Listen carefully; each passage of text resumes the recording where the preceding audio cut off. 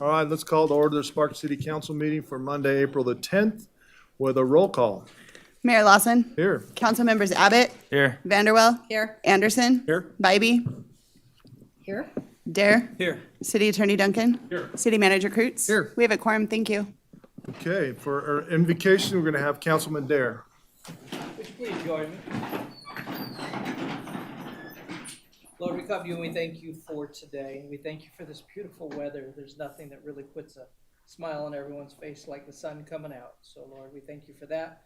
We do pray for those first responders that are out there today, help keeping us safe, not only here in our city, but around our country and around our world, that you be with each of our military. Thank you for our decisions today. Lord, guide us. Lord, and I do pray, Lord, for our region, our state, and our country. In your name we pray. Amen. Amen. Ms. Bybee, will you lead us in the pledge? Please join me in the Pledge of Allegiance. I pledge allegiance to the flag of the United States of America and to the republic for which it stands, one nation, under God, indivisible, with liberty and justice for all.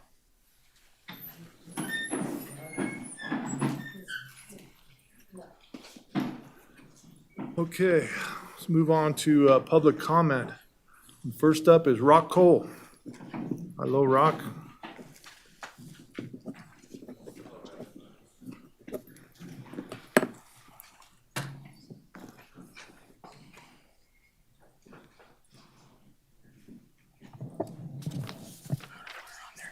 Okay.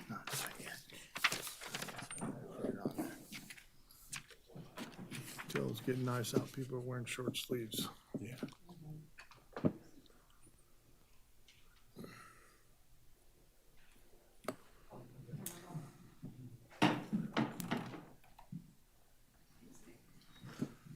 Good evening, City Council members. Mayor Larson, my name is Rock Cole. I'm here to speak about the Five Bridges project, mainly the slopes above my house. I've been approached by the engineer saying that there is going to be a change, hopefully a good change in the slope treatment or design. I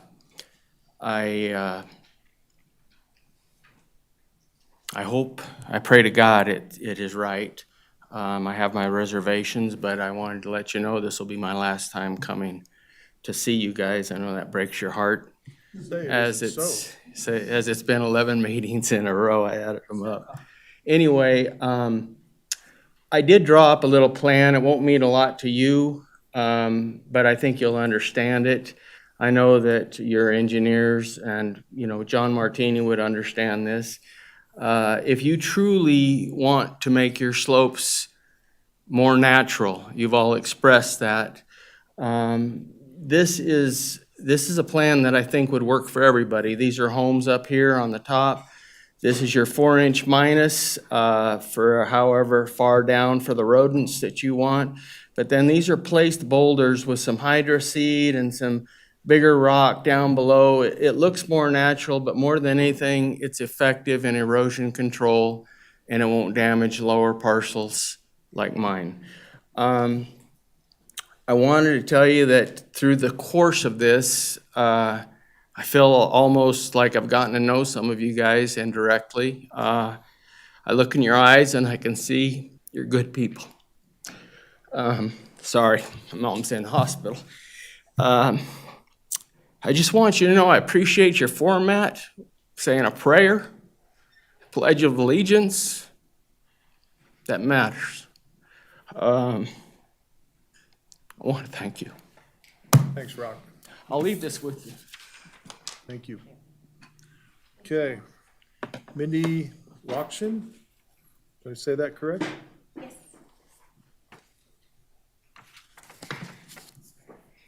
Thank you, Mayor and fellow City Council people.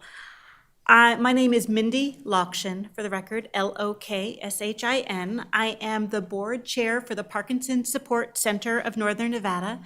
I want to thank you for this opportunity to speak for the more than 5,000 people with Parkinson's disease and their families who live in Northern Nevada. April is Parkinson's Awareness Month, and tomorrow is the International Parkinson's Awareness Day. Every 6 minutes, a new person is diagnosed with Parkinson's disease in the United States, which is probably only 1 out of every 3 that actually has the disease. So I'd love everyone to take a moment to think of your friends, family members who may be living with this disease.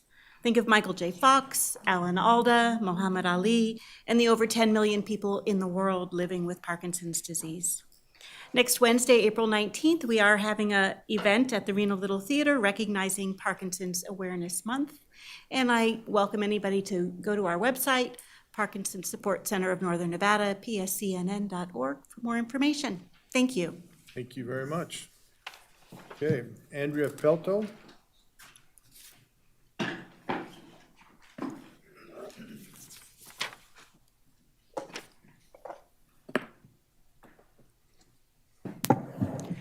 Good afternoon, Mayor and City Council members, City Attorney. So just briefly, I wanted to let you know that your Sparks Senior Citizen Advisory Committee met this week, and everybody worked really hard, and we have come up with a consensus on how we would like the ARPA funds spent. And I will be coming back to your next council meeting with a presentation, but I just wanted to give you a heads up that we've been working hard behind the scenes. So thank you very much. Thank you for that, Andrea. And we did hear about some of your hard work this week, so good job. Elise Weatherly. Good afternoon. What am I doing here? That's the question of the decades. What am I doing here? I will say that what I've learned over my life is that we are living in very temporary quarters, right? No matter what we think, we're in temporary quarters. And one of the things that I have learned too is that if God, we can pray to anybody, but if he doesn't listen to us and respond, then what's the point, right? Now, as far as business things go, I have a dream.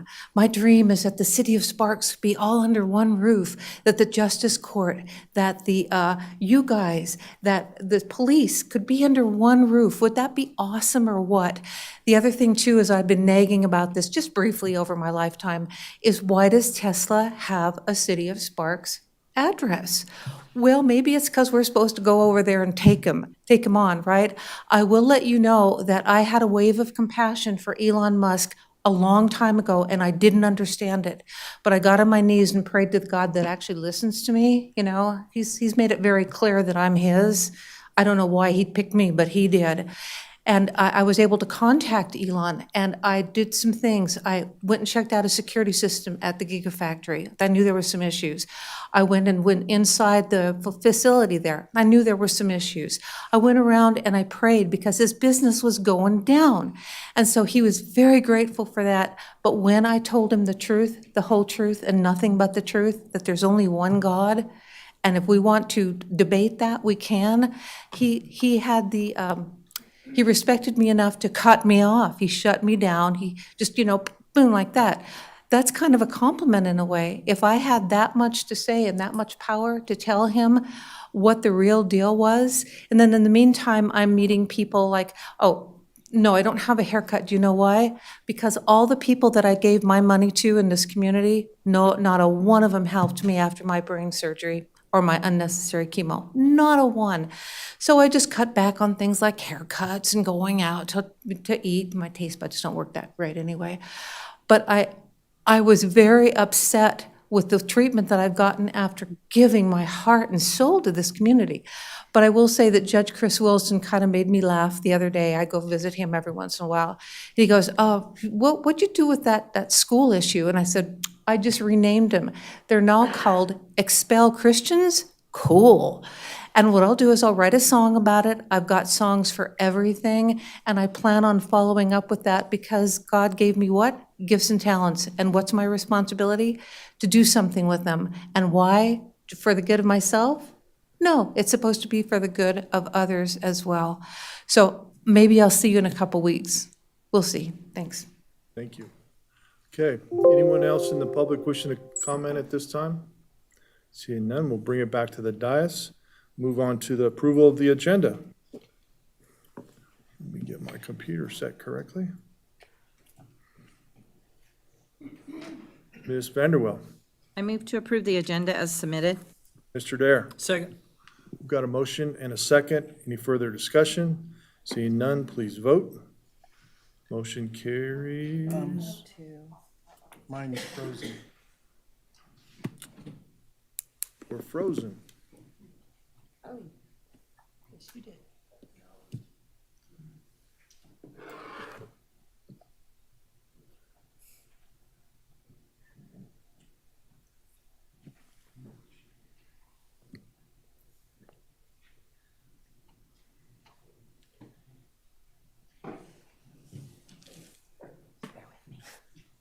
Okay. Can I just give a verbal? Would you give me an audible vote, please?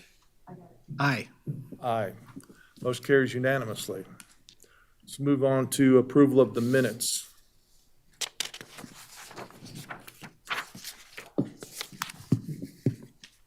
Mr. Abbott, I move to approve the minutes for the Sparks City Council meeting for March 27, 2023. Ms. Bybee, I second the motion. got a motion and a second. Any further discussion? Seeing none, please vote. Mr. Anderson voted. Motion carries unanimously. Thank you.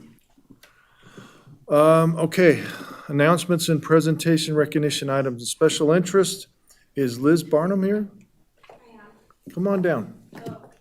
Come on down. Yeah.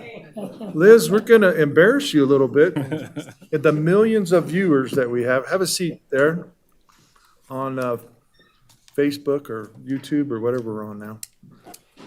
So who has that? That's mine. Okay, Paul. And I just want to say this is so cool to read because both my boys went to Catherine Dunn Elementary.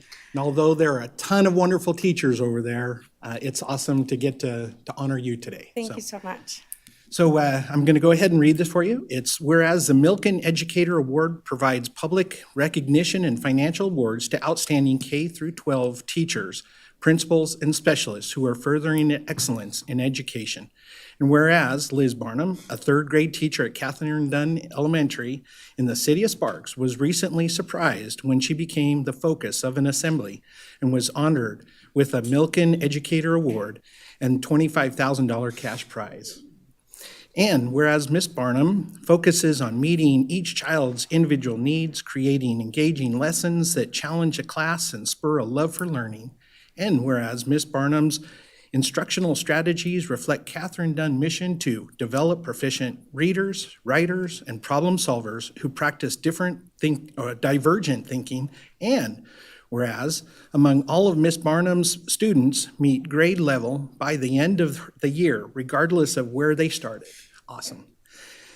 Their Smarter Balanced Assessment Consortium proficiency rates are among the highest in Washoe County School District, and her students placed within the top 5% in math proficiency and ranked third in English language skills among Washoe County School District's Title I schools.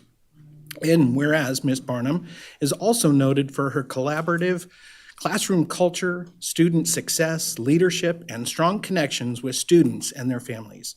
And whereas an honoree of Ms. Barnum will attend an all-expense-paid Milken Educator Awards Forum in Los Angeles this April, where she will network with her colleagues as well as veteran Milken educators and other education leaders about how to increase her impact on K through 12 education. Now therefore, Ed Lawson, Mayor of the City of Sparks, Nevada, do hereby commend Ms. Liz Barnum for being a great example for an educator who goes above and beyond for the students. And I am pleased to recognize her and express the gratitude for the tireless work. Thank you.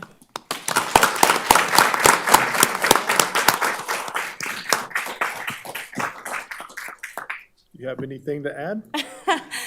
No, actually, so all of that information that is on there, I did not find out until after I received the award. So I just go into the classroom every day and do what I love. And my partner, Jason Murray, is also here. He'll be up next. And it's teachers like myself and him that just prepare our students for the future the best way that we can. So thank you so much. Thank you.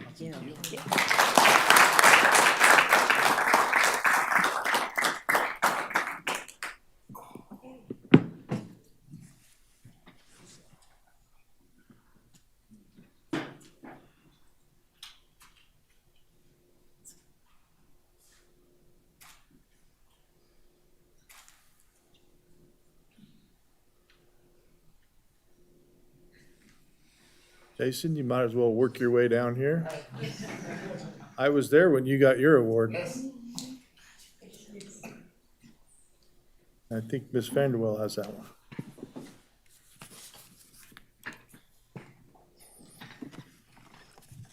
Yes, I do. Thank you, Mr. Mayor. And I'm honored to give this as I was a student at Florence Drake. So, many moons ago.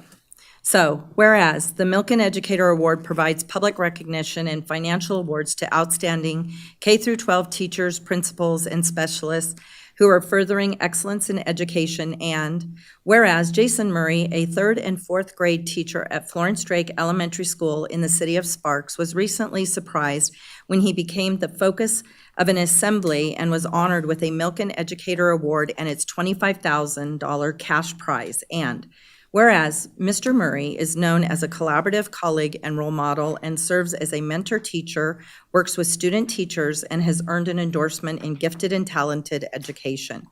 And whereas Mr. Murray builds strong relationships with students and families, is intent on understanding each child's strengths, weaknesses, likes, and interests, and students trust Mr. Murray because they know he is focused on their well-being both academically and emotionally.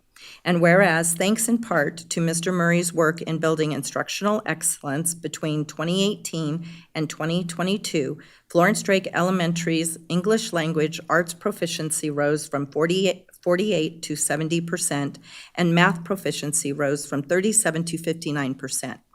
And whereas in the 2021-2022 school year, Mr. Murray's students' math proficiency rate of 82% was the second highest among Washoe County School District's Title I elementary schools, and these results contributed to Florence Drake Elementary's achievement as a National Blue Ribbon School in 2022. Whereas, as an honoree, Mr. Murray will attend an all-expense-paid Milken Educator Awards Forum in Los Angeles this April, where he will network with his colleagues as well as veteran Milken educators and other education leaders about how to increase his impact on K-12 education. Now therefore, I, Ed Lawson, Mayor of the City of Sparks, Nevada, do hereby commend Mr. Jason Murray for being a perfect example of an educator who goes above and beyond for our students, and I am pleased to recognize him and express my gratitude for his tireless work.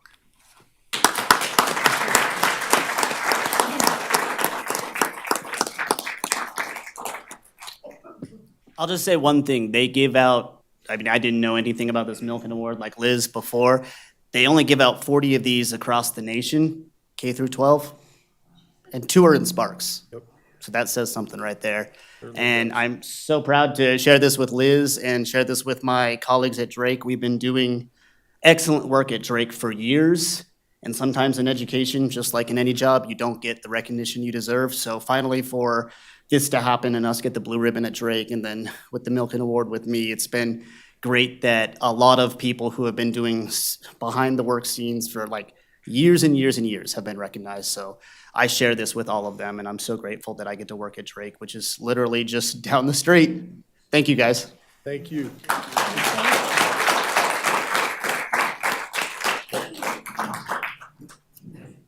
Well, we'll get him back. I was just a comment on both of them. That's fine. I was going to do the same.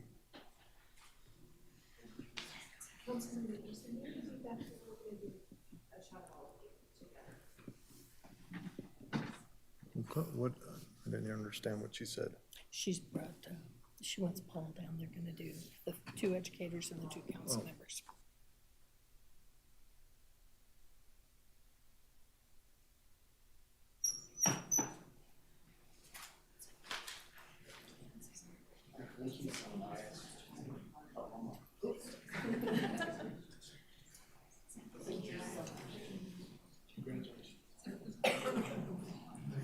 Before you guys run off, your Councilwoman Bybee has something to say.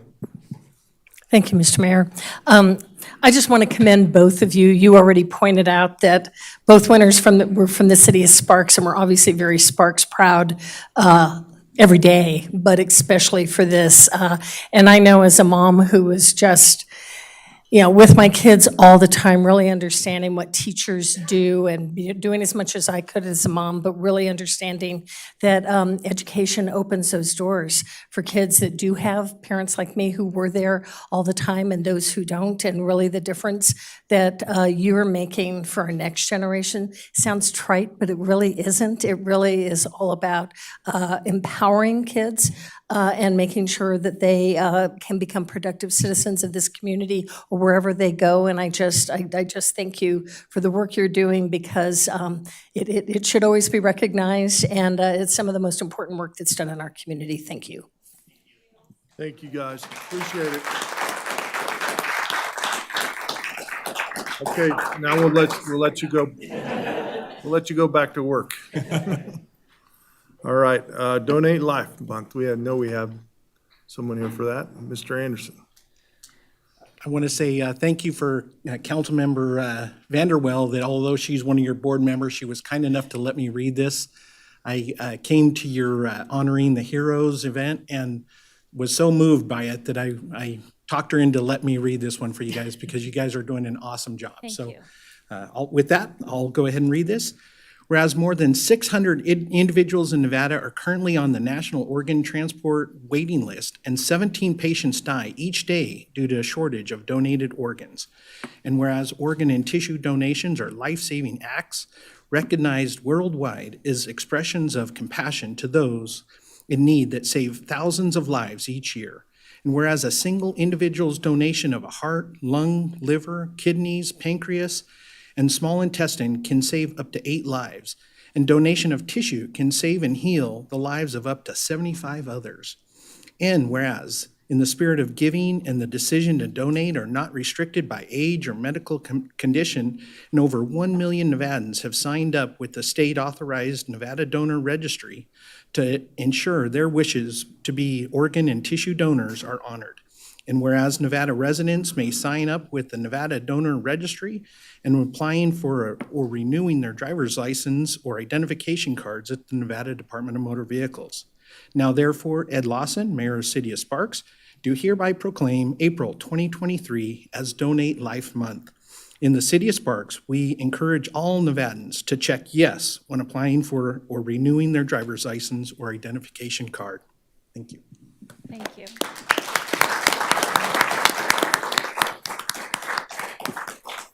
Thank you very much. For the record, my name is Monica Miles. I'm the Community Development Manager for Nevada Donor Network.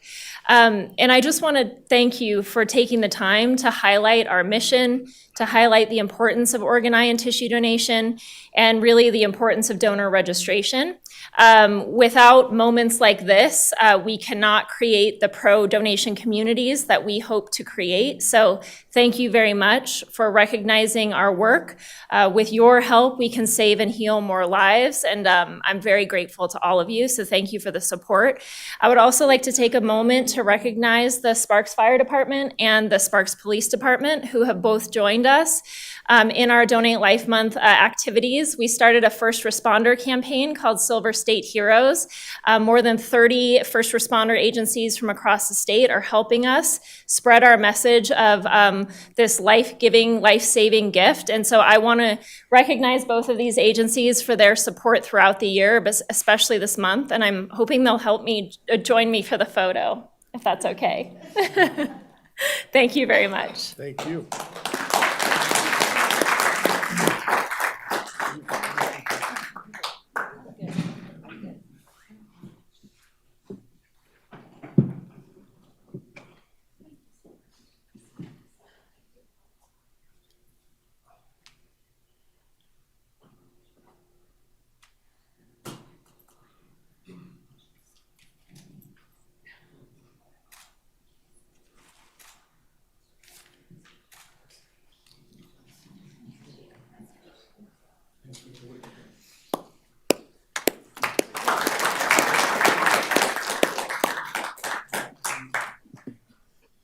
Okay, let's move on to 7.4 Fair Housing Month. I think you have that, don't you, Diane? We have some, yep, there she is. Thank you for coming down.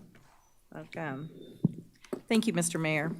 Whereas April 2023 marks the 55th anniversary of the Title 13 of the Civil Rights Act of 1968, known as the Civil Rights Fair Housing Act.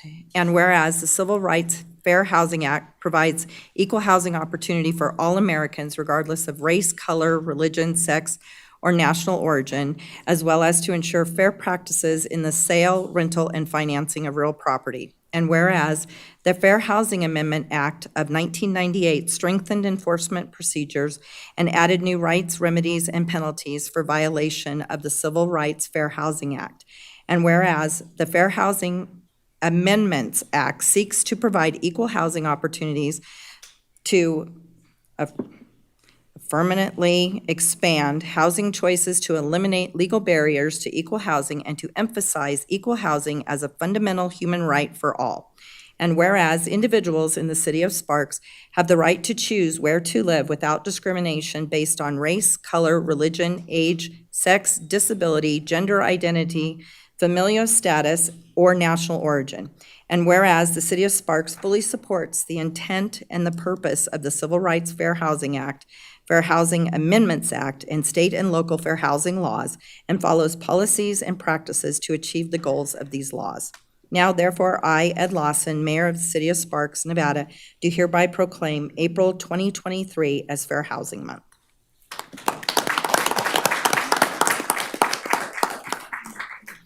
For the record, my name is Kate Zook. I'm the Executive Director of Silver State Fair Housing Council. I'm so pleased to be here and accept this proclamation on behalf of our board and our staff and the community members who benefit from the services we provide. As we celebrate 55 years of fair housing law and increased fair housing protections for 35 years, we know there's a lot of work left to do. And we know that there's still a lot of people who are disenfranchised. But the fact is that in this community, and I can attest to this as a resident of Sparks, but for 33 years, we've been working with the city of Sparks to affirmatively further fair housing. And you all don't just do this once a year. I am so thrilled to say that we work with the city of Sparks closely in so many ways, and Amy and Casey do such a great job of helping us to get the word out. And we have met with city staff this year. We've met with the Equity and Inclusion Advisory Board, and just done as much as we can to support the city in affirmatively furthering fair housing, but also in sharing the good news about fair housing rights. And we look forward to working with you every day of every year, because every month is Fair Housing Month where we are. So thank you so much. Thank you.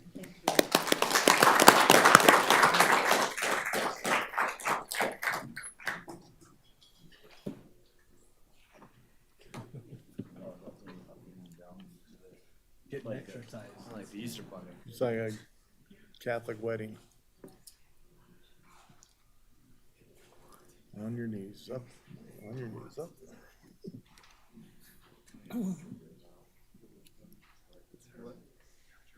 Thank you. Okay, next one is 7.5 Landscape Architecture Month. Do we have anyone here for that? Yes, come on. And you got that one? I got it. Yep, Ms. Spivey. Thank you, Mr. Mayor.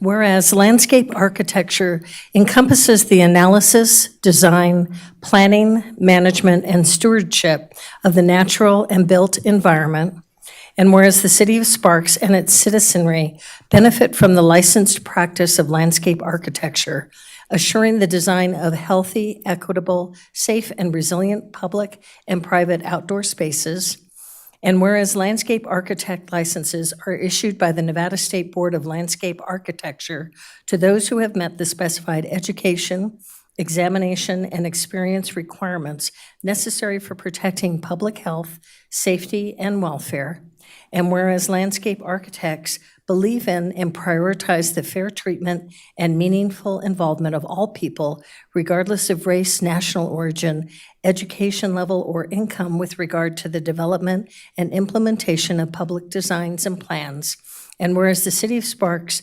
economy benefits from licensed landscape architects through the creation of inviting and safe spaces for the public, residents, and tourists alike, while simultaneously protecting the environment and associated ecological systems. Now therefore, on behalf of Ed Lawson, Mayor of the City of Sparks, we hereby proclaim April 2023 as Landscape Architecture Month.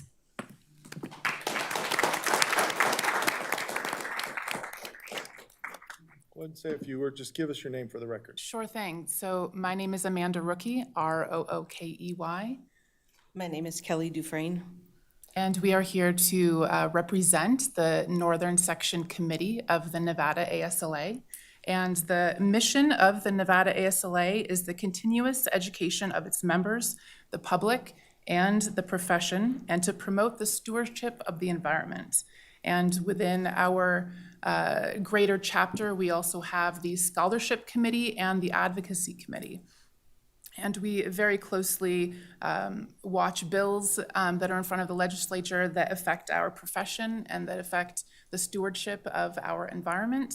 And we give scholarships to individuals who are seeking licensure and who are studying the field of landscape architecture at TMCC and at UNLV. Within our state, we have 337 licensed landscape architects. Is there anything you wanted to say? Yeah, so the reason we celebrate the month of April is because it's Earth Day. And then also on the 26th of this month would have been the birthday of Frederick Law Olmsted, who was the father of landscape architecture. So thank you very much. Thank you.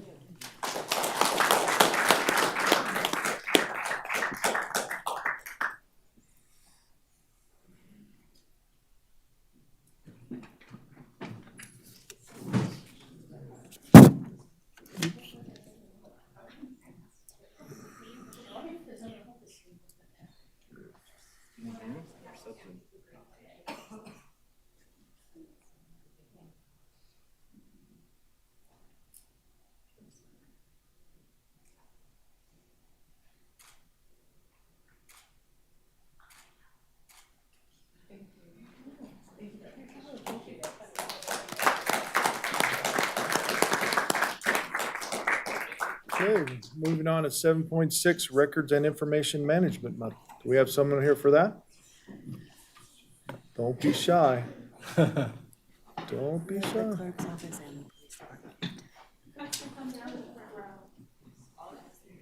We got everybody. Come on, I know, they're so shy. come on. A picture. There's a prize?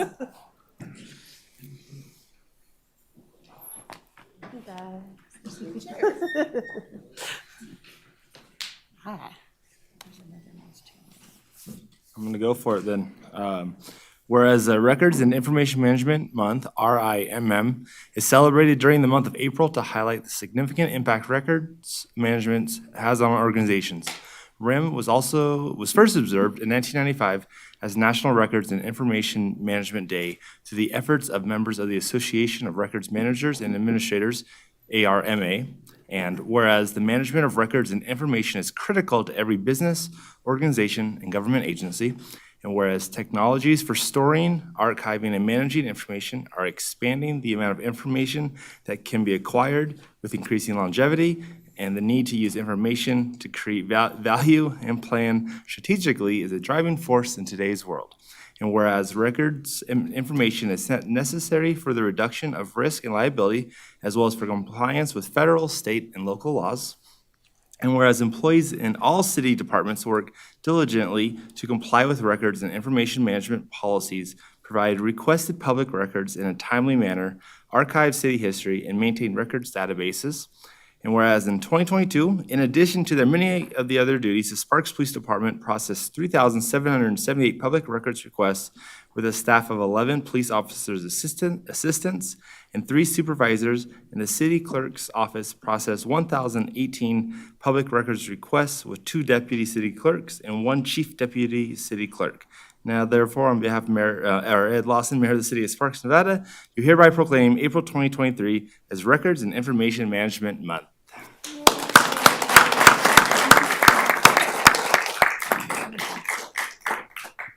chief got out of coming down here because there's too many people. But for those of you who don't know me, I'm Lisa Brown. I'm police service manager over at the PD. And this time I get to celebrate the records staff because they're amazing. I think records in general does a lot of the tedious clerical work that everybody forgets about, but is so, so important to the processes of the city. So I appreciate you guys giving a moment for them to get acknowledged for what they're doing. The PD celebrates in-house a week towards the end of April. So if you guys are interested, you can stop by and we'll hang with you for a bit and show you what we're doing. So thank you guys. Julie Torres, the Chief Deputy City Clerk. The City Clerk's office is support for records and information management for the entire city, except for PD. And of course, we do support them when they need us. We also provide mentorship to Washoe County, to the city of Reno. We've done that for Lyon County, Nye County, and probably 10 other states outside of Nevada that we provide mentorship for. I would put my records team up against anybody. They are very educated. This job has become extremely technical. A lot of people think that we scan papers or file papers, and that's not what it is anymore. It's really technical. And Nick and Leanne are fantastic. We have so much support from our city clerk. She's been behind us every way, pushing us. And we just want to thank you for taking a minute to acknowledge how hard these folks work, because they're amazing. Thank you. Move on. Madam Clerk? Thank you, Mr. Mayor. Lisa Hunterman, your city clerk, for the record. I'm going to make it very quickly because they said everything that needed to be said. The city of Sparks has an amazing records program. We've just been recently recognized nationally for that records program, and it wouldn't be possible without the people sitting behind me here today. So thank you again for giving us this recognition, and thank you all for all of the hard work and dedication that you do every day. Okay, thank you. Mr. Duncan, you had something to add? Just real quick, so I want to say from the city attorney's office perspective, we get to work with all these really hardworking folks every single day. And so thank you. I don't think people really realize the scope of some of these public records requests, sometimes thousands and thousands of pages, redaction of videos, making sure that people's personal information isn't given to the public. That's just a small little snippet of what they do. And I would say, I'd echo what you said, Madam Clerk, that the record staff from both SPD and from the city clerk's office are absolutely top-notch. So thank you for all that you do. You make our job easier, and then we get to look at the legal stuff. But thanks for all you do. I just wanted to recognize you. Mr. Anderson? Just wanted to ask, would you introduce us to your team members? Yeah, I would have them introduce themselves. Yeah, go ahead. Oh, go. Sorry, Vinny, go ahead. Vinny Calnoa. Stephanie Riley. Nick Joyce. Jared Kaiser. I'm sorry. Thank you. That it? That's it. Thank you.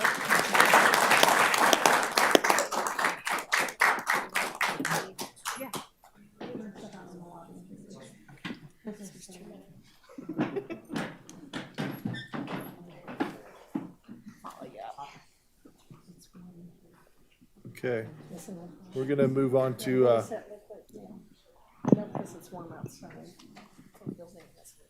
all right, public safety telecommunications, Mr. Dare. Yes. Do we have someone here for this one? Come on 911? Come on down. Come on. All of you, that's cool. We have, millions of viewers. And this says, whereas residents of Sparks called 911 or non-emergency dispatch for help in emergencies and for other assistance over 160,000 times in 2022. And whereas emergency communications personnel are the first contact for a person in crisis and are knowledgeable, highly trained employees who work closely with police, fire, and emergency medical personnel to gather vital information and dispatch public safety assistance, often making the difference between life and death. Whereas Sparks residents enjoy a high standard of public safety because of the emergency communications personnel who apply their expertise in dispatching help to ensure public safety. And whereas our emergency communications personnel are among more than 500,000 public safety telecommunications specialists who work daily to protect the public and promote public safety across our nation, therefore, Ed Lawson, Mayor of the City of Sparks, Nevada, does hereby proclaim April 9th through the 15th, 2023 as Public Safety Telecommunications Week.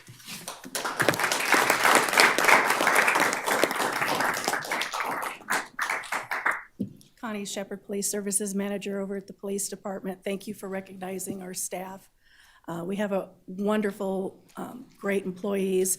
We couldn't bring them all here today. Have a couple of our top-notch people here with me, but they do work 24/7, 365 days a week. They work a tremendous amount of overtime to provide the best services that they can for the citizens of Sparks, using very technological equipment and with compassion. So thank you for their recognition. Thank you. Tell us your name. I'm Jamie Carlin, nonprofit. Nice to see you guys. Thank you. Let's get you a picture over here.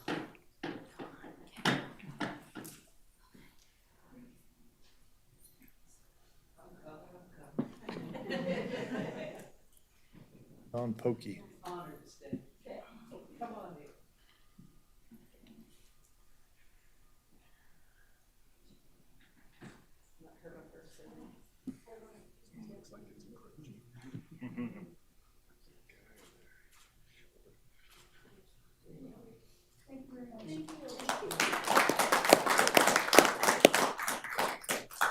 Okay, let's move on to consent items.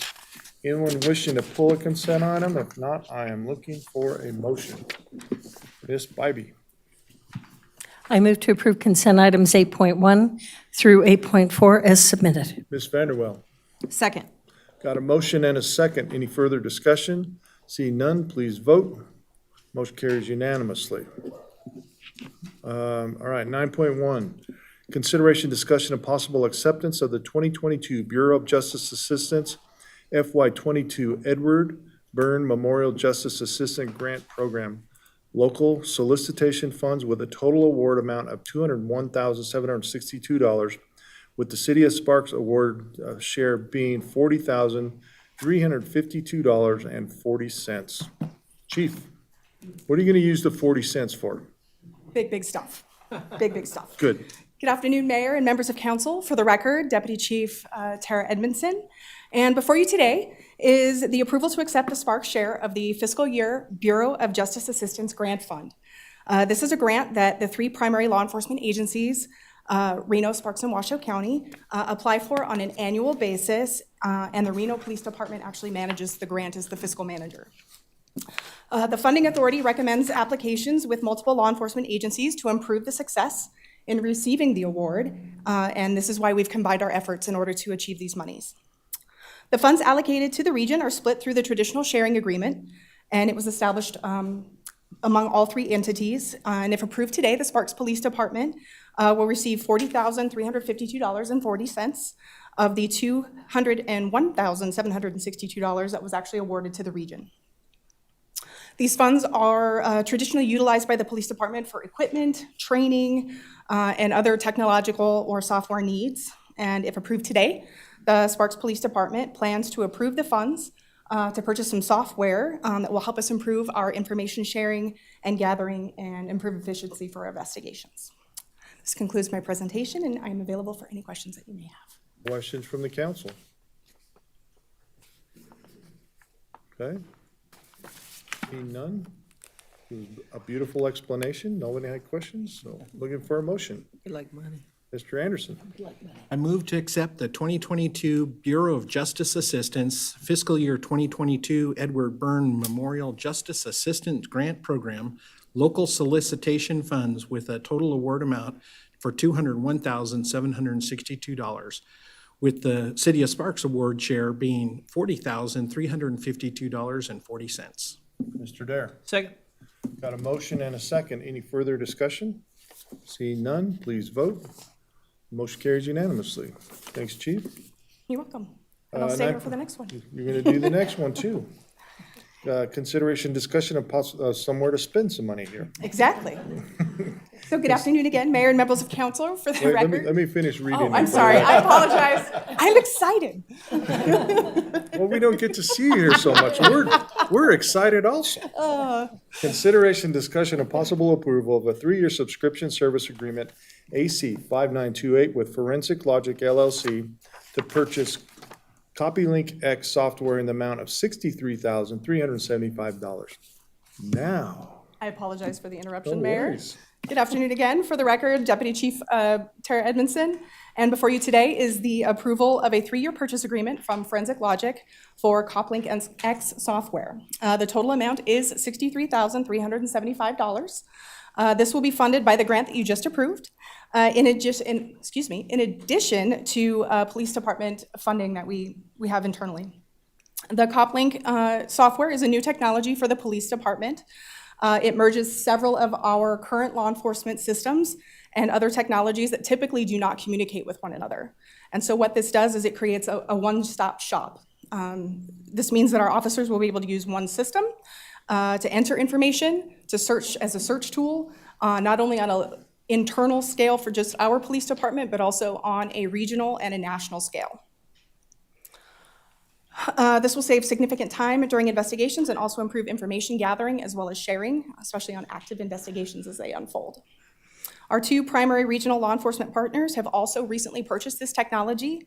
And as with the previous agenda item, the 3 agencies worked together with Forensic Logic to make this purchase, and it helped reduce cost by about 38% of the funding. And that concludes my presentation, and I'm available for any questions. Mr. Dare. Only because it's for the word forensics in it, so I have to ask the question about our big bill that we pay for forensics every year with the Washoe County. Does this have anything to do with that? Does this save us finances on that end? Is this, I mean, I know you said everyone in the region got it, which I think is great that we're doing that. But at the same time, I know we have a bill that we've been wrestling over for about 5 years. Does this help? Does this hurt? Does this do nothing? What is? To answer your question in a very short way, no, it does not help. Does not help. Separate, yeah. It's Separate thing, separate separate functionality, yes. Okay, they shouldn't say forensic then. That's. Well, I No, I'm didn't. just kidding. I No, didn't it's name all the good. company. It's all good. Good to know. But I think it's still great that we're speaking as a region. That's a fair statement. She didn't name the company. It's true. It's true, you did. But it is very good that you were working with the region, and I think all those things do help. Yeah, we're very Thank you. excited to get it. Thank you. Okay, any other questions from the council? All right, seeing none, I'm looking for a motion. Ms. Vanderwell. I move to approve the 3-year subscription services agreement AC-5928 with Forensic Logic LLC to purchase CopLink X software in the amount of $63,375. Mr. Abbott. Second. I've got a motion and a second. Any further discussion? Seeing none, please vote. Motion carries unanimously. Thank you very much. 9.3. Consideration, discussion, and possible approval of a construction contract AC 5925 with Sierra Nevada Construction, Inc. in the amount of $2,534,007 for the 2023 RDA Number 1 Street Rehabilitation Project, bid number 22-/23-028, PWP number WA-2023-215. I'm getting better at those. You're doing amazing. All right, Amber. Thank you, Mayor, members of council. For the record, Amber Sosa, Transportation Manager.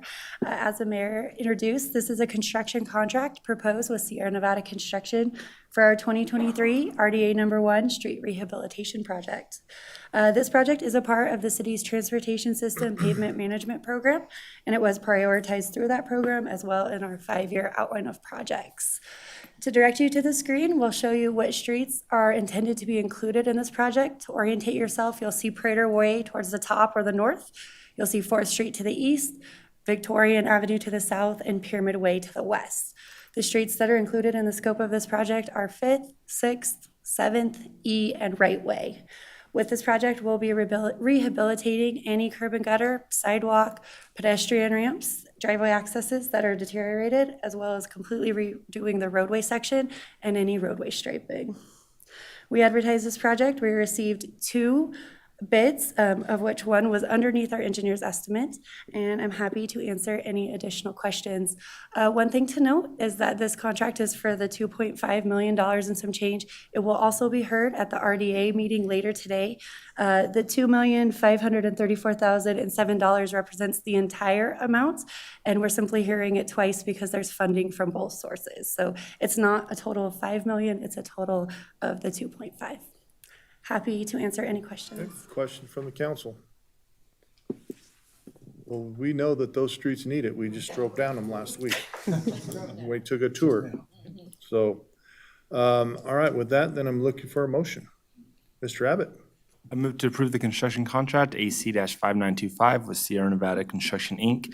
in the amount of $2,534,007, no cents, for the 2023 RDA Number 1 Street Rehabilitation Project, bid number 22/23-028, PWP-WA-2023-215.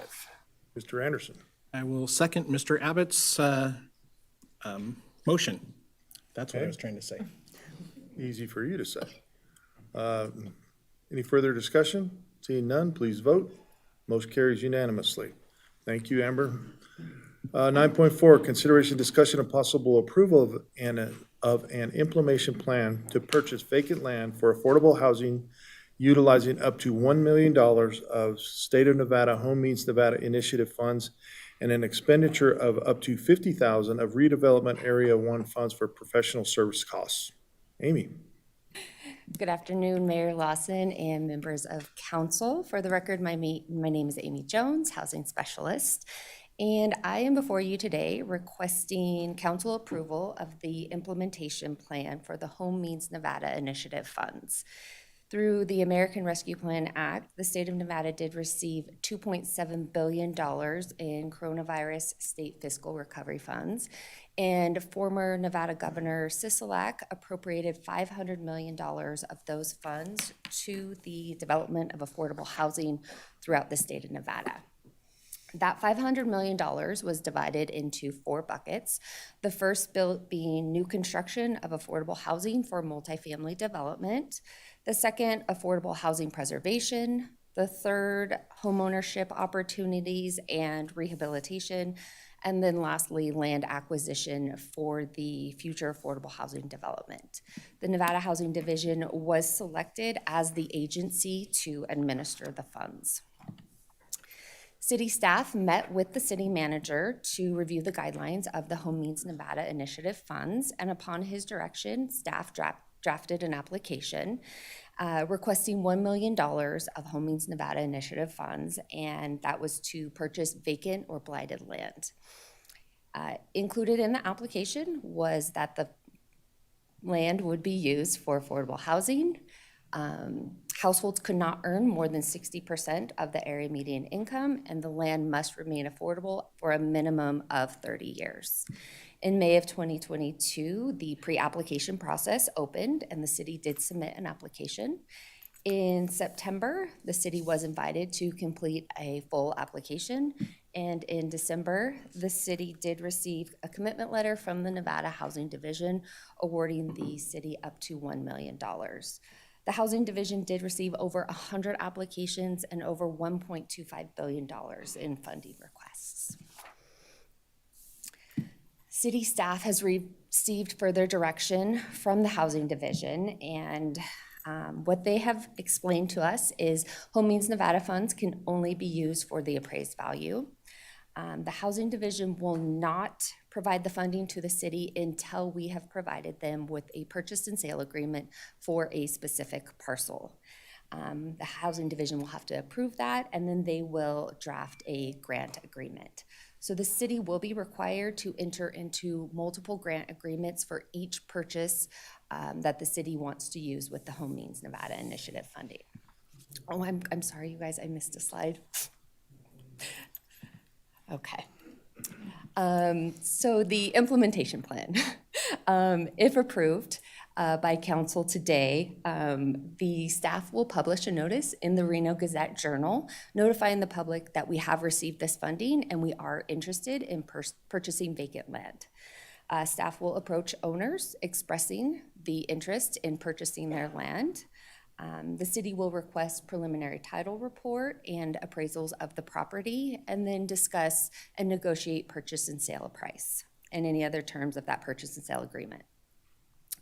As I mentioned before, that purchase and sale agreement does have to be approved by the Nevada Housing Division. Upon their approval, they will draft that grant agreement, and then the grant agreement and purchase and sale agreement will come before the Sparks City Council simultaneously for approval. Once approved, Housing Division would then release the funds to finalize that purchase. Once the land has been purchased, staff will then solicit bids for affordable housing projects. Those affordable housing projects will go before council for final selection, and then a development agreement would be drafted with the timeline of the project and final approval by council. Staff is proposing to utilize the Home Means Nevada Initiative funds solely for the purchase of the properties and not request reimbursement costs for those appraisals and title reports. Staff does anticipate that the vacant land may be located in RDA 1, and staff is requesting approval from the Redevelopment Agency to use up to $50,000 of RDA 1 funds to cover those upfront costs, and that will be a request at the Redevelopment Agency meeting later today. The recommended motion is on the screen, and I am happy to answer any questions. Questions from the council, Mr. Anderson? After the agenda was published last week, had a couple of different individuals contact me with questions and concerns about this item and wanting to know if we vote to approve it. You mentioned then that we would go out to take bids basically, or bid on pieces of property. And then after that, that's where they were confused. Is the city going to be they wanted to know funding, building these properties. You mentioned that that would be another item that would come before us down the line. But if you could explain and clarify that just a little bit more, please. Sure. So staff will identify the parcels, and the city would then go forward in purchasing those parcels. The city does have an obligation for this land that it does have to be used for affordable housing. So we would then put out, oh, I'm sorry. Councilmember Anderson, Jim Rundle, city planner for the record. Staff would bring those back to the council to see if the council wanted to purchase those properties. We would not do it by ourselves. Just wanted to make that clear that would come back to the city council for that approval. Okay, so if it's voted on and approved today, then it'll come back again as far as which properties. Correct. And then what's the next step behind that? It's actually going out to find developers, correct? Correct. We would do a request for a proposal for affordable housing development. And the criteria would be lined out in that RFP, which again, it has to be, households cannot earn more than 60% of AMI. It has to be for affordable housing, and that property, the land must remain affordable, the development, for at least 30 years. So those would be, those could be any type of projects coming forward. That could be nonprofits that specialize in specific groups that they're assisting. Maybe that's substance abuse, maybe that's maybe something with the housing authority comes forward. Maybe it's a veterans project. I foresee different entities that would want to provide those applications. And it could just be an affordable housing developer, not tied to any specific agency. Those would then be reviewed by staff, and those would be presented to council for the final selection as to what projects will go on those parcels. Okay, and then just one last one. The question was, who would be funding the actual development of the property? That would be up to that developer or that entity to obtain those funds through different resources, whether that's tax credits, home funds, things like that. Okay, perfect. Thank you very much. You're welcome. Mr. Dare. Oh, I don't have you on there. Yes, thank you. One, I want to say I think this is a great process. I think with all that we've seen in our region as a city, these are the kind of things that hopefully we see more and more. I say that, I know it's ARPA money, so you might say, well, you're never going to see that again, but that's part of my question. I mean, it's $1 million. I know that sounds like a lot of money, but that's not when it comes to land. So in the future, are we going to be able to go back and ask again? Or is that money, like, that's gone now, and then where are we at on that? That's my first question. This is a one-time shot as of right now. This money has been allocated, the full $500 million that was for the Home Means Nevada initiative has been allocated throughout the state to different projects. Gotcha. So for us, this is our one shot at it that we get to have. I think this process is fantastic, and I really do believe that as a city, our role is going to be trying to find ways to keep our city affordable for as many people who can live here, especially as we grow. And so I don't know what the future holds, but I would just on a side say, hey, I look forward to seeing more things like this, but thank you for bringing it forward. Yeah, Ms. Bybee. I just had one question, Amy. When you talked about the $50,000 from RDA 1, does the project have to be in RDA 1? I know we're assuming that some of those parcels and some of the projects will be, but what if we find parcels that are outside of RDA 1? Does that make any difference? I mean, is it contingent on the project? And I know it's professional service costs, it's not the land, but are we handcuffed a little bit on that amount, or can we use it just for the overall professional services of this project? The properties, to use RDA 1 money, they have to be located in RDA 1. We do have the ability to request reimbursement from the Home Means Nevada initiative, so if it is outside of RDA 1, we can do that, but we're really trying to utilize that money and stretch it as far as we can. Ms. Vanderwell.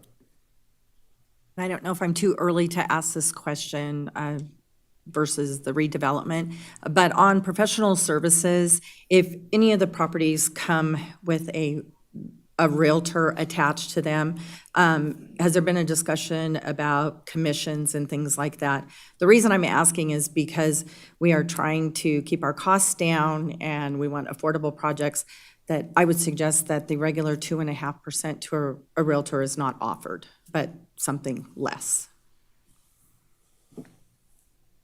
So I don't know if this is too early, so I didn't know if we were covering real estate or not.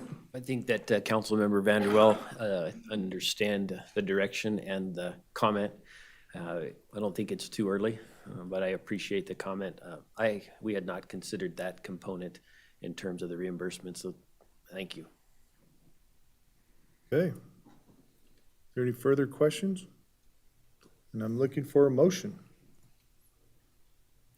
Mr. Dare. I move to approve the implementation plan to purchase vacant land for affordable housing utilizing up to $1 million of State of Nevada Home Means Nevada Initiative funds and expenditure of up to $50,000 of Redevelopment Area 1 funds for professional services costs. Ms. Vanderwell. Second. Got a motion and a second. Any further discussion? Seeing none, please vote. Motion carries unanimously. That was a no-brainer. This is pretty easy stuff. Thank you. Thank you. All right, Madam Clerk, 9.5, we have a first reading.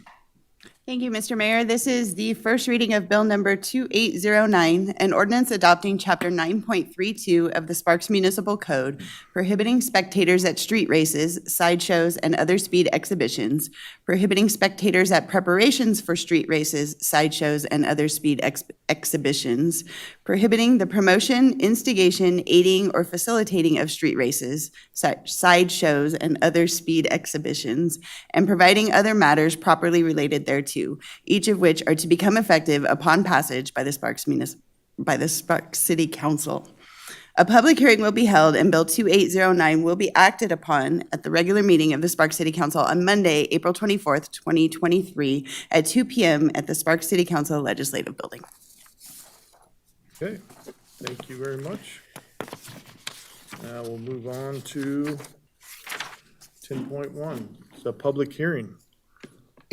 Madam Clerk. Thank you, Mr. Mayor. This is public hearing, consideration, discussion, and possible approval of, for submittal to the United States Department of Housing and Urban Development, the program year 4, fiscal year 2023-2024, Community Development Block Grant and Home Consortium Annual Action Plan for expenditure of $1,692,366 of Community Development Block Grant funds. Amy. Good afternoon, Mayor Lawson, members of council. For the record, my name is Amy Jones, housing specialist. And before you today is the Community Development Block Grant Annual Action Plan for fiscal year 23 and 24. The City of Sparks is an entitlement community, and we do receive an annual award of CDBG funds. And the Annual Action Plan is the city's application to HUD to approve the use of those funds. A copy of the Annual Action Plan was attached to the staff report. The plan was made available to the public for 30 days, and a public hearing was held on March 22nd. So as we draft the Annual Action Plan and create those activities, we start with the CDBG primary objectives, which is providing decent housing, suitable living environment, and expanding economic opportunities. The activities must also meet one of the CDBG national objectives, which is benefiting low to moderate income persons, aiding in the prevention or elimination of slums or blight, or addressing an urgent need. HUD does require the city to complete and submit a 5-year consolidated plan, and the proposed activities in the Annual Action Plan must support the goals identified in the 5-year plan. The current 5-year consolidated plan is for the time period of fiscal years 2020 through 2024, and we are currently in plan year 4.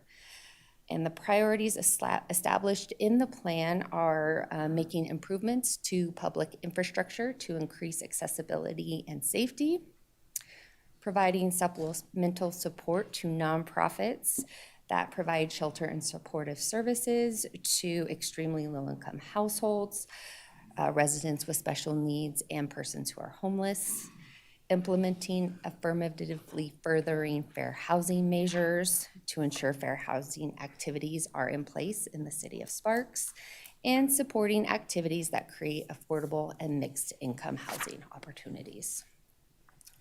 For fiscal year 23-24, the city was awarded $675,929.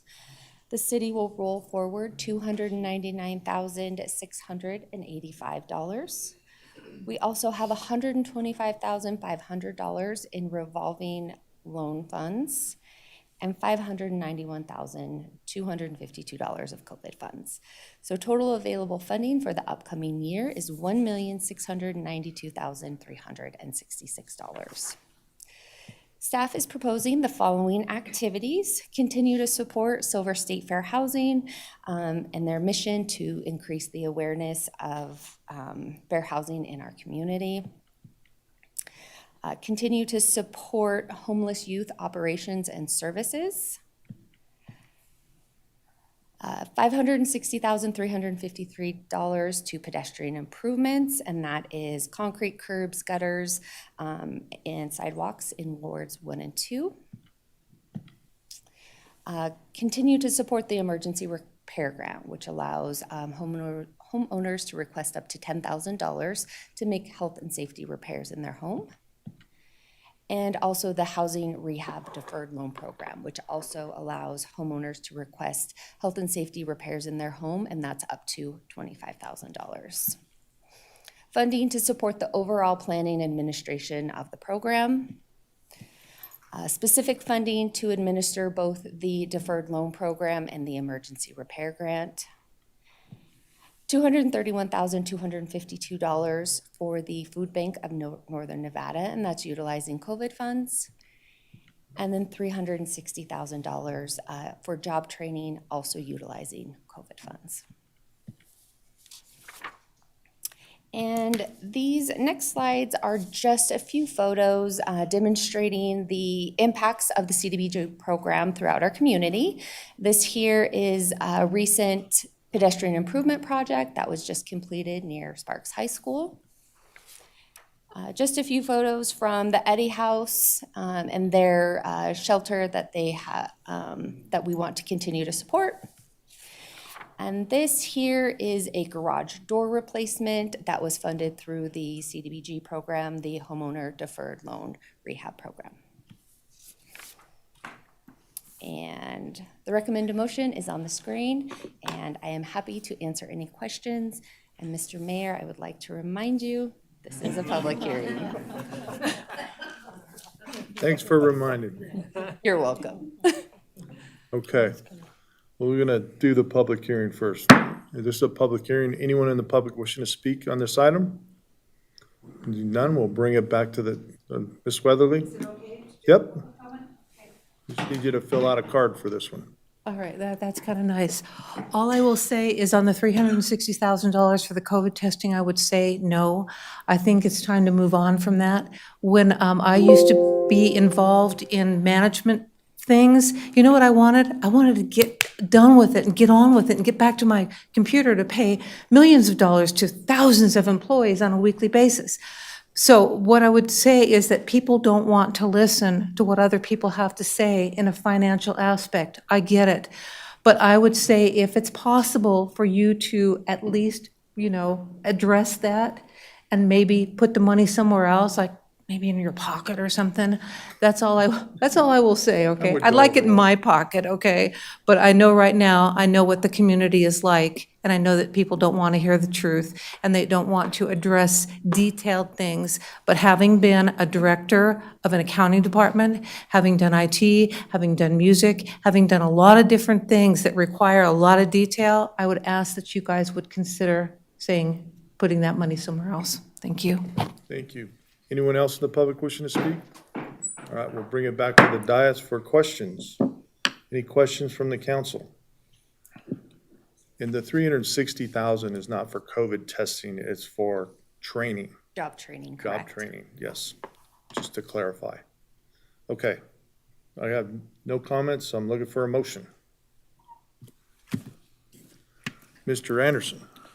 Move to approve for submittal to the United States Department of Housing and Urban Development, the program fiscal year 2023-2024 Community Development Block Grant and Home Consortium Annual Action Plan for expenditure of $1,692,366 for the Community Development Block Grant funds. Mr. Dare. Second. We've got a motion and a second. Any further discussion? Seeing none, please vote. Motion carries unanimously. Okay, thank you. We have no planning and zoning, which brings us to publics from the public comment, excuse me. Ms. Weatherly. Hi, Elise Weatherly for the record. I just wanted to let you guys know a little bit about my background to whether you can decide whether I can be believed or not, right?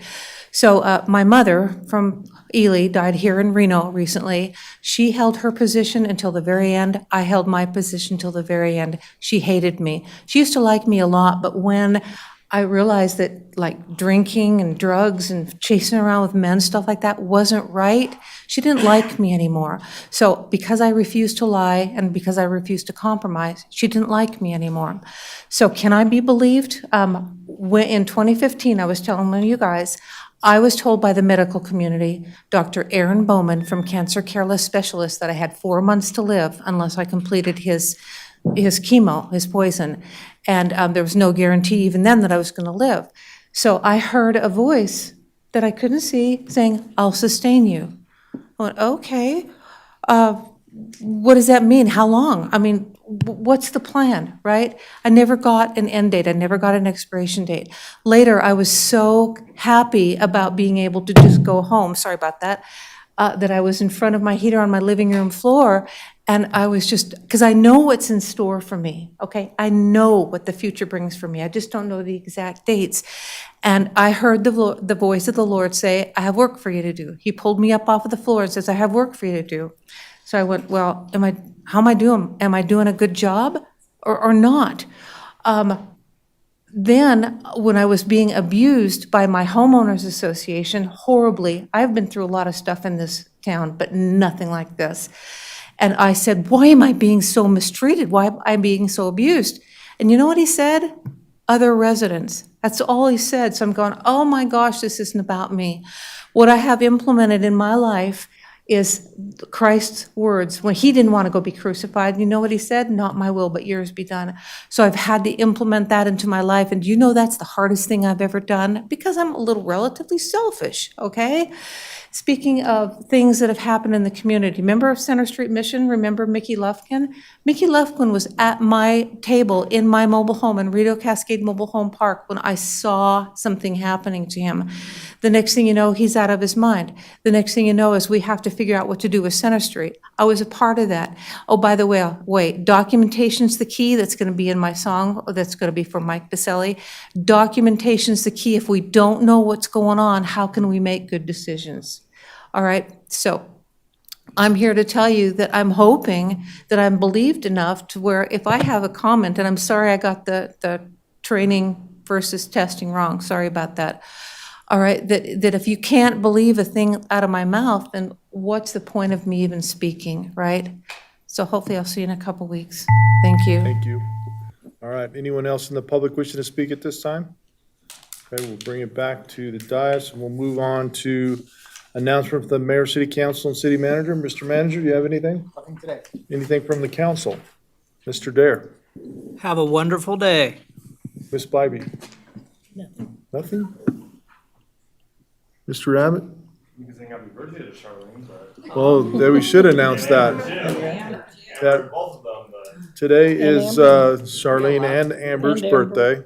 We're gonna spare you the singing because we couldn't carry a tune in a bucket, I'm sure. But, all right, with that then, we're adjourned. Okay, don't go anywhere. Don't go anywhere. We'll be back in a second with redevelopment. Yeah. We'll take about a minute or two and then go on with redevelopment.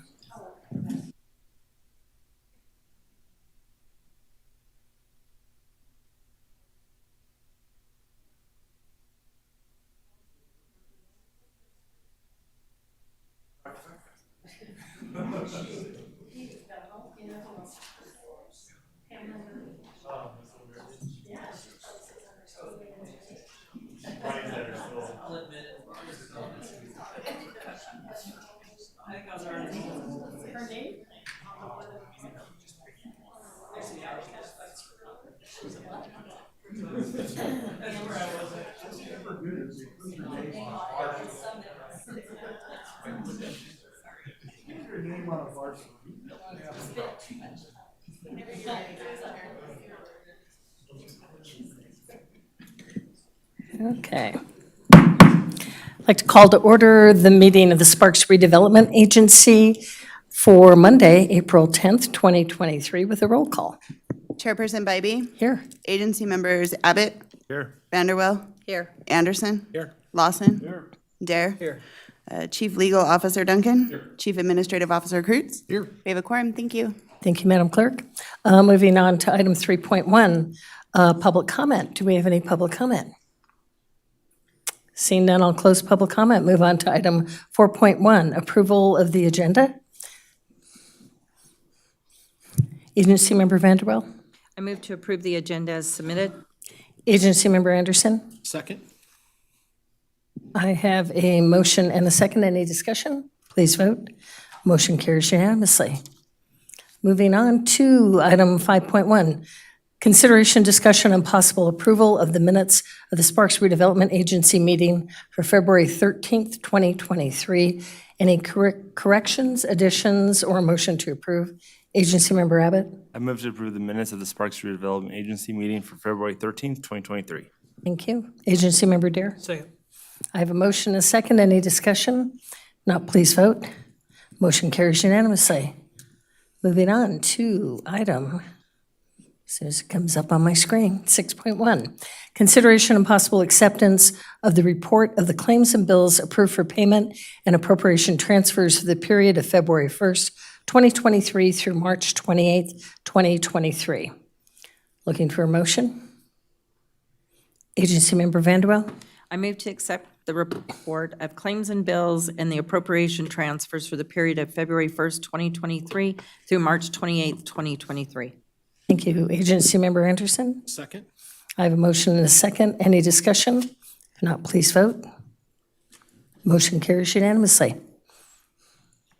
Moving on to item 7.1, consideration, discussion, and possible approval of a construction contract AC 5925 with Sierra Nevada Construction, Inc. in the amount of $2,534,007 for the 2023 RDA 1 Street Rehabilitation Project, bid number 22-23-028 PWP WA 2023-215. Ms. Sosa. Thank you, Chairperson Bybee and agency members. For the record, Transportation Manager Amber Sosa. I'm thinking that this item may sound familiar, as you did just hear it under City Council, but this is our 2023 RDA number 1 Street Rehabilitation Project, where we will be doing roadway rehabilitation as well as concrete infrastructure. To remind you of the location, I popped the map up on the screen. And once again, this is one contract, not 2 separate contracts. It just has funding from both sources. Happy to answer any questions. Okay, do I have any questions? If not, I'm looking for a motion. Anyone? Agency Member Abbott. I move to approve the construction contract AC-5925 with Sierra Nevada Construction, Inc.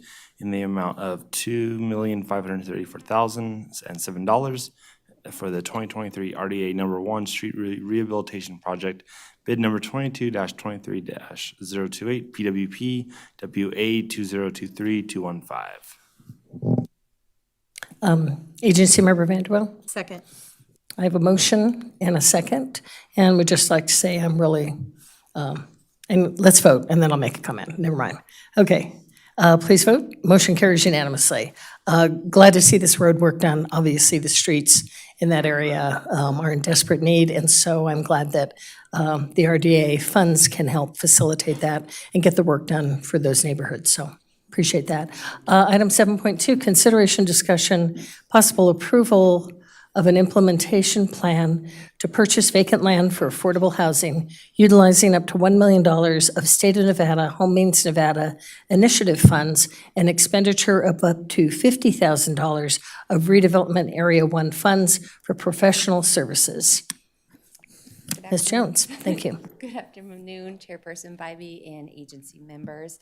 The Home Means Nevada Initiative Implementation Plan was approved by the Sparks City Council. Staff is requesting approval from the Redevelopment Agency to endorse the implementation plan to purchase vacant land for affordable housing, utilizing $1 million of the Home Means Nevada Initiative funding and expenditures up to $50,000 of Redevelopment Area 1 funds for professional services. Okay, do I have any questions? If not, I'm looking for a motion. Agency Member Dare. I move to approve the implementation plan to purchase vacant land for affordable housing utilizing up to $1 million of State of Nevada Home Means Nevada Initiative funds and expenditure of up to $50,000 of Redevelopment Area 1 funds for professional service costs. Agency Member Vanderbilt. Second. I have a motion and a second. Any more discussion? If not, please vote. Motion carries unanimously. Thank you, Amy. Item 8.1, comments from the public. Any comments from the public? Okay, I'm going to close comments from the public. I know, I'm looking right at Bill, but I'm not seeing him raise his hand. So we will go on to announcements, 8.2.